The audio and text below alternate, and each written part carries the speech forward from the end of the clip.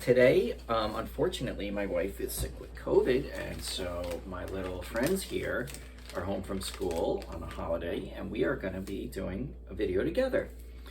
And what better way to introduce these two to Oversimplified's history? He is absolutely wonderful, and he's hilarious. And Layla has seen part of an Oversimplified video before. This is Layla. This is Kira. She has one. Not part of it, the whole thing? Yeah, okay. A few of them. I stand corrected.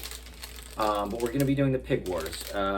That really encompasses a very obscure little section of U.S. history, Canadian history, and British history.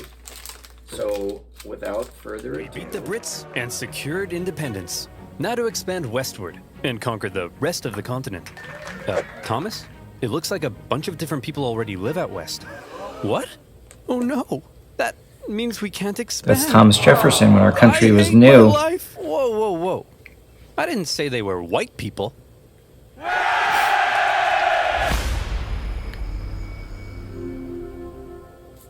At the end of the Revolutionary War, when the United States secured its independence from Great Britain, the two sides met in Paris to settle the terms. Among various things, they discussed American territorial gains, and the British granted them a generous amount of land out west. However, Benjamin Franklin appeared to have an additional fascination. Oh, Canada. So voluptuous. You think we can maybe acquire some of that? Quit ogling our territory. But look at those curves. I'd worry less about Canada's curves, and more about your own curves, Benjamin. Many in America suggested that one day, the Canadian colonies should become a part of the United States. In response, Britain suggested that would mean Canada would be part of America. Well, I don't think they if wanted Britain that. wasn't going to give up Canada, then the two sides had to agree on where to put their border. Easy enough for the most part. Follow some existing borders, add in a few rivers and lakes, maybe even a parallel for good measure. But then there was a question. What would happen here? Straight line. Straight line. And so it was. The border would go from the northwesternmost point of this perfectly oval-shaped lake and continue in a straight line westward until it met the Mississippi River. Perfect. Or was it? Well, as it turned out, the lake didn't actually look like this, but like this. And the Mississippi wasn't here, but here. So in the end, none of that made even the slightest bit of sense. Don't blame the Founding Fathers. They were just using the best map available. Blame the guy who made it. But they didn't have GPS. The issue had been solved, and it was finally time to start getting along. Oh, back to war they go. The Glorious War of 1812 saw the Americans try to invade Canada, and the British burn down the White House. But when all was said and done, it was pretty... We support Iranian women. We support... much a draw. And once again, America and Britain had to enter into peace negotiations. By now, both sides realized the original border they came up with was a piece of hot garbage. And since America had also recently obtained a huge amount of land from Napoleon, they decided they would need to re-examine the border issue. That was a dumpster fire before. Napoleon's a bad Straight line. And He's a bad dude. To fix the problems of the previous border agreement, they decided to go from the northwesternmost point of this lake, as had been previously agreed, down to the 49th parallel, and from there the line would go straight as an arrow up until the Rocky Mountains. But beyond the Rockies, the two sides couldn't quite agree on where it would go next, because both sides claimed the territory beyond the Rockies was theirs. See, throughout its early history, America as a nation had its eyes heavily fixated on all that juicy land out west, ripe for invasion. Settlementation. America wanted to expand. Not only was it their right, some believed it was a destiny Manifest destiny. by God himself to multiply and spread across the continent, like rats or disease. Okay guys, just before we take over everything, God definitely said this is what we're meant to do, right? Yeah, that's what he said, right? Isn't that what he said? Isn't that what he said? Who was it who spoke to God? It was Billy, right? I thought it was Sharon's cat. I hear voices all the time. Well, it was one of us. There's no way we made this whole thing up to justify our ruthless collective imperialist tendencies. All right. Well, in that case, let's get out there and make the world a better place. So what do you think's happening so far, Layla? I think that they just want the land to themselves because they want to be a bigger country. Yeah. And what do you think, Keeks? I don't really know. You don't know? It's okay. just as God intended.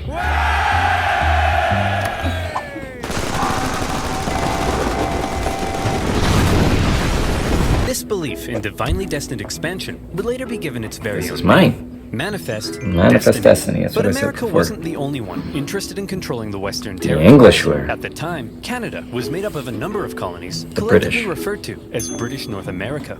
This one over here was owned by the Hudson's Bay Company, a British charter company dedicated to turning as many beavers as possible into as many pelts as possible, as quickly as possible. And the indigenous people became a key supplier. Beaver As a result, pelts. the British were also eager to control the land out west. You think and if you secure shave them that off like region's that, they turn valuable right into resources. hats? And in particular, Yeah, the that's Great Columbia exactly River was how you deemed make vital hats. to the beaver business. So when it came to the question of what would happen to the border beyond the Rockies, the conversation went a little like this.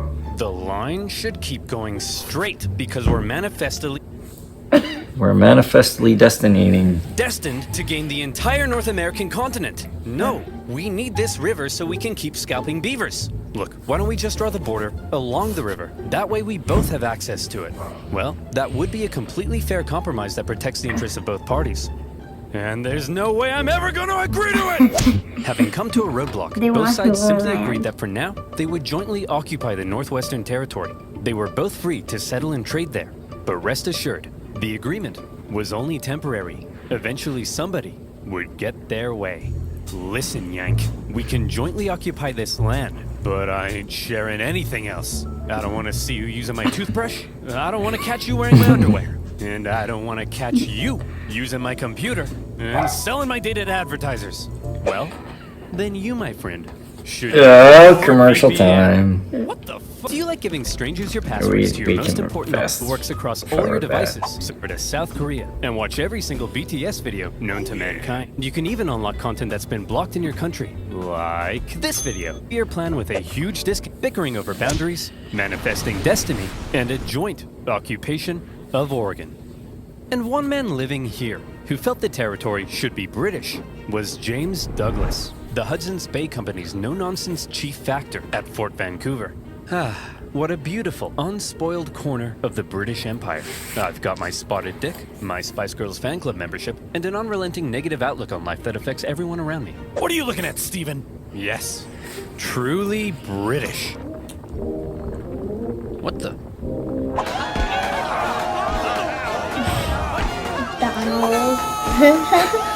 The problem for men like Douglas was that many Americans had already begun streaming up the Oregon Trail.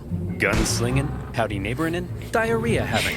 In thousands, they were pouring into the Oregon Territory Yeah, in buddy. search of land to settle and farm. This, however, crowded out the fur trade, and eventually, a very bitter Douglas and the other Hudson's Bay traders at Fort Vancouver were ordered to relocate north to a new base of operations. But the Americans keep coming and they don't stop coming. Hopped in their wagons and they hit the ground running. Didn't make sense to keep sharing Oregon when they outnumbered the Brits more than 6-1.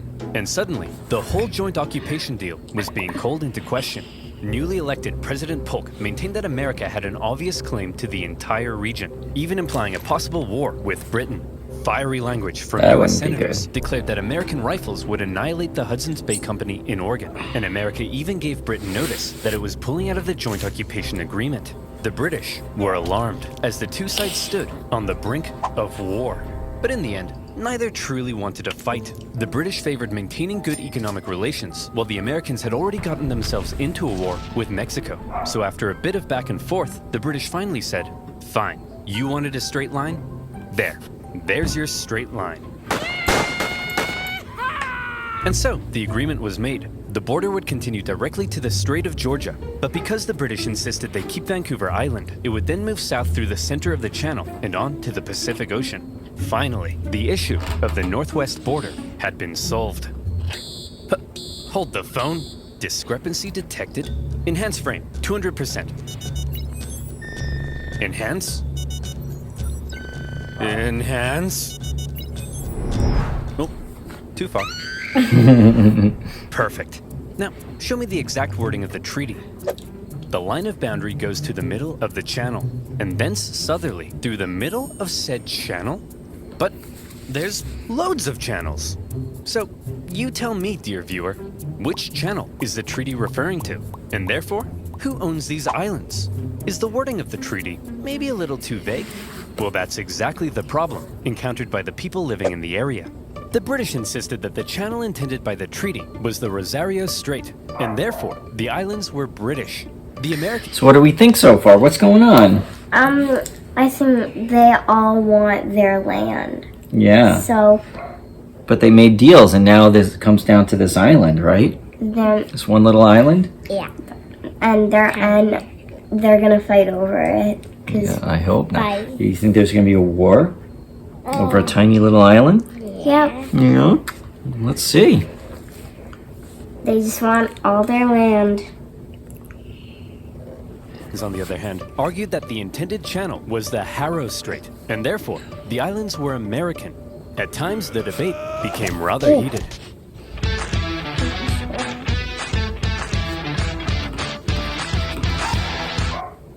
Wherever you are, always be in control of your kitchen. Check and set the cooking status for Even the individuals who negotiated and signed the treaty at times didn't seem entirely sure which channel the treaty meant, and representatives from the Hudson's Bay Company begged them to make it clearer.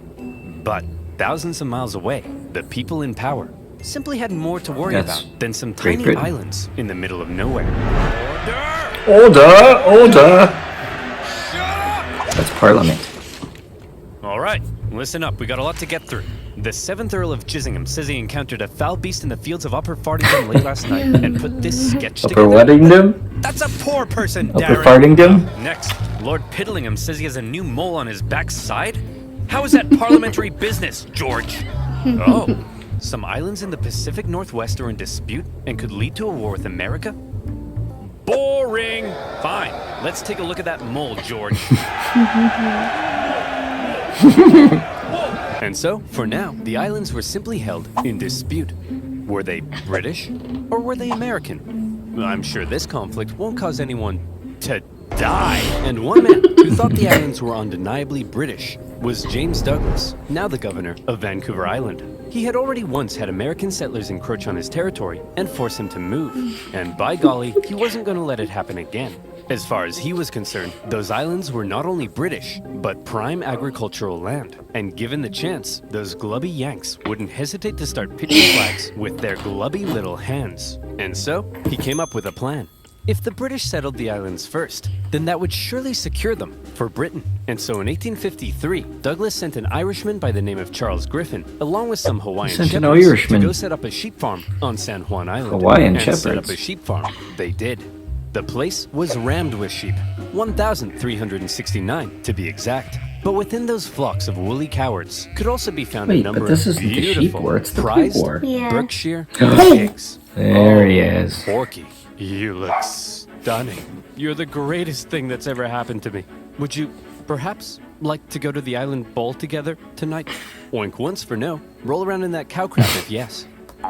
Yes! I'm covered in poo and I'm the luckiest man alive! But life on the island wasn't a paradise of pig pageants. Because unfortunately for him, the Americans also believed the island was theirs. One day, in 1854, an American customs collector was sailing around the islands on the outlook for bands of native tribesmen when he spotted something. Aha! I've got you now, you savages. Over yonder. Those are sheep, sir. Sheep, you say? What are they doing here? Let's go and negotiate with them. Negotiate with sheep? Are you crazy? I'm perfectly stable, you rat! Call me crazy again and I'll eat your eyes! Hello, good sir. We request to speak with your leader. Out of my way. Allow me to parley with this foul beast.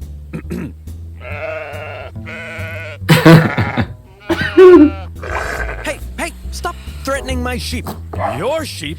You mean to tell me that you, a British subject, have illegally imported these sheep into American territory? I'll have you know that you, an American, are currently trespassing on British territory. The Americans felt that they were entitled to collect taxes on the British property. You know, because the island was American, and they threatened... Did you know that British and American can also speak sheep to each other? Do they speak sheep in the same language? Or just with an accent? Like a British accent and an American accent? Bah! Bah! Which one's the American? Bah! Bah. And what's bah? British. I have a very good British accent if I try. Yeah? Let me hear it. Nope, Why not? because I don't want to. Okay. Ready? Ready? Ready? Yes. Oh, hold on.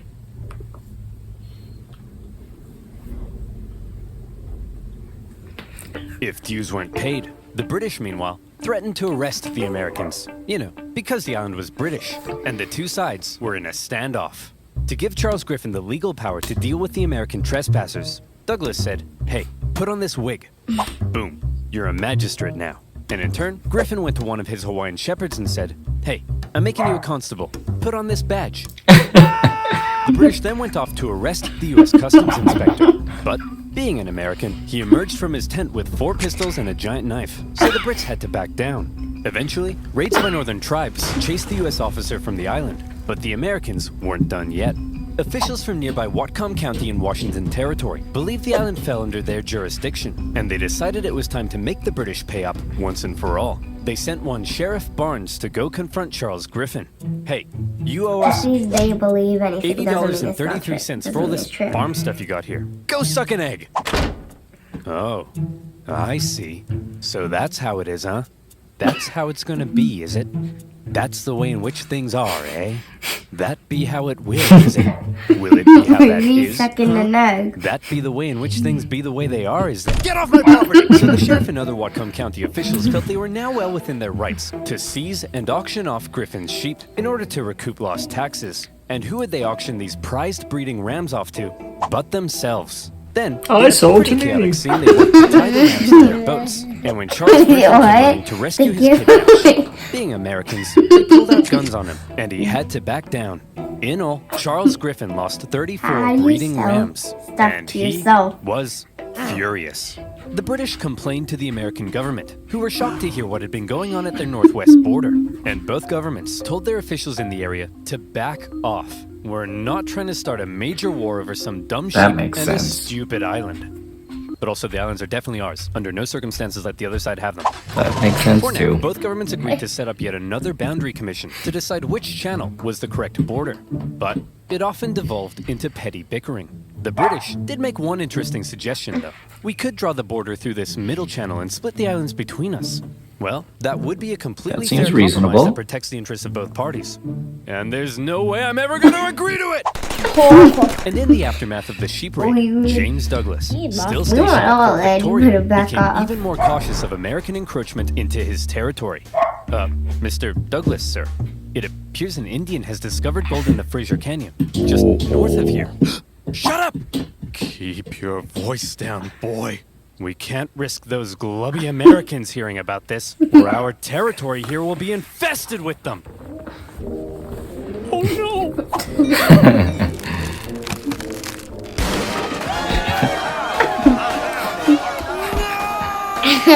Yeehaw! Is a celebration of self-expression. It's funny. The Fraser Canyon Gold Rush attracted Is that how Americans to act? the region. Kiki? Some Yeah. got lucky. Most did not. And of those that didn't, rather than returning all the way home, many simply decided to settle in the area. And in particular, the juicy green pastures of San Juan Island were rather appealing.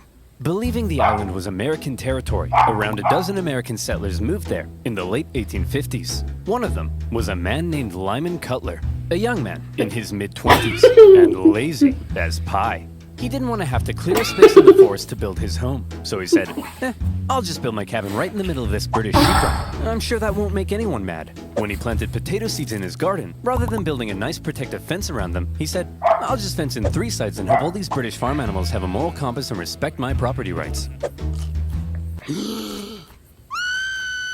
Griffin's pig was a Berkshire, well known for rooting. And Lyman's fairly pathetic fence made for a bad combination. Numerous times he had had to chase the pig away from his property, and he once angrily marched up to Griffin's home, saying, Hey, British farm idiot, keep your stupid pig out of my potatoes. It is up to you to keep your potatoes out of my pig. Griffin was furious with his new American neighbors. They built their homes all over his sheep pastures. And besides, what right did they have to be here anyway? It was British territory. Lyman, on the other hand, swore the local government had assured him his land claims were legitimate, and so to him, the British were out of line. Look at that sick freak. In love with his pig. Isn't that just sick? Yeah, what a freak. Not like our loves, buddy. Ours is all He loves his natural. potato. Yeah, just a He loves his tater. potato. Nothing wrong with that. That's some nice tater. Eh. That's a pretty To tater. explode. Yeah. What the? Ah! All right, you damn dirty You're a pig ate my tater. final straw. You crossed the Your line. pig done ate my tater. Lyman shot the Oh pig. no. After taking a second to calm down, he felt bad Hence about the murdering pig Griffin's war. prized boar. So he went to him and said, "Hey man, look, I kinda just killed your pig. It was eating my potatoes again, and I don't know, man, I kinda just killed your pig. Killed your pig. Killed your pig."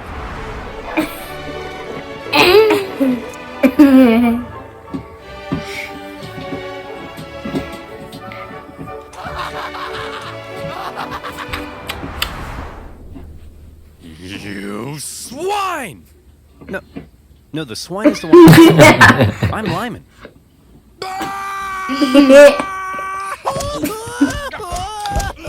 Griffin demanded Lyman pay $100 for the loss of the pig, an outrageous sum at the time.